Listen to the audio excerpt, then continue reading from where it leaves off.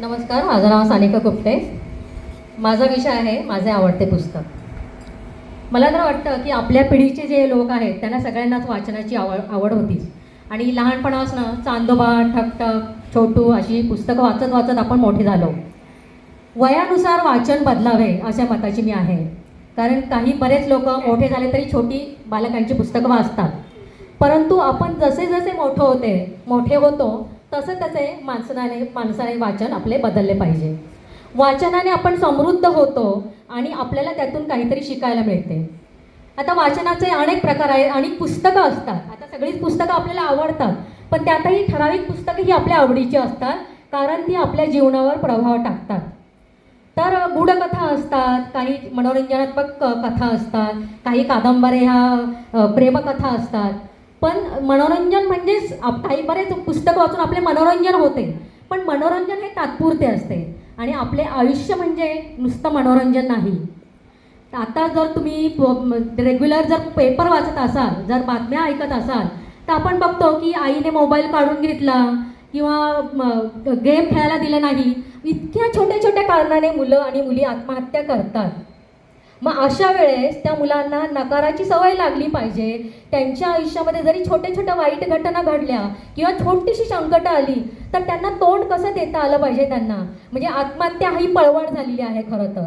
म्हणजे झालं काही थोडंसं मनाविरुद्ध झालं की आत्महत्या करणं.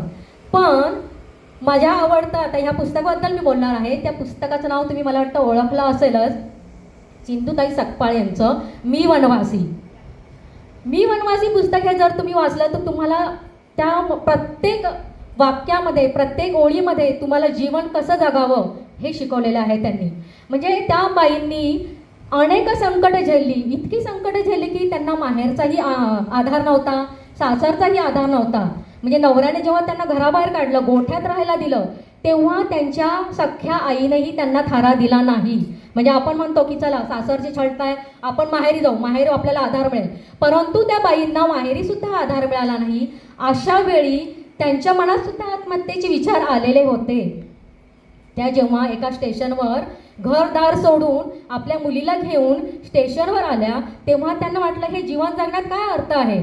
आपली जर कोणालाच गरज नाही आहे तर हे जीवन जगून काय उपयोग आहे. आपल्या मुलीला मांडीत घेऊन बसलेल्या असताना त्यांना शेजारी एक बाळ रडताना दिसले, जे भीक मागत होतं.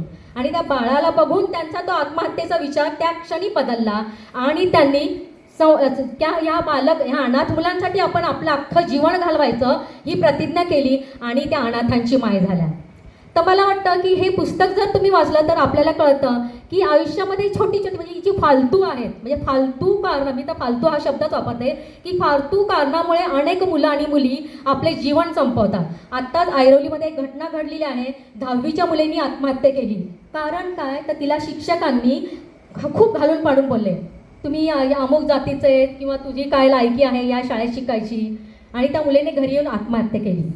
तर मी म्हणते की संवाद साधा तुम्ही आपल्या मुलांशी संवाद साधा.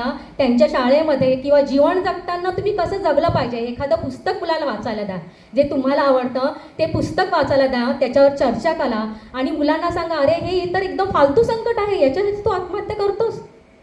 म्हणजे हे फार चुकीचं आहे. आत्ता जे समाजात चाललेलं आहे ते गांभीर्याने बघितलेलं पाहिजे.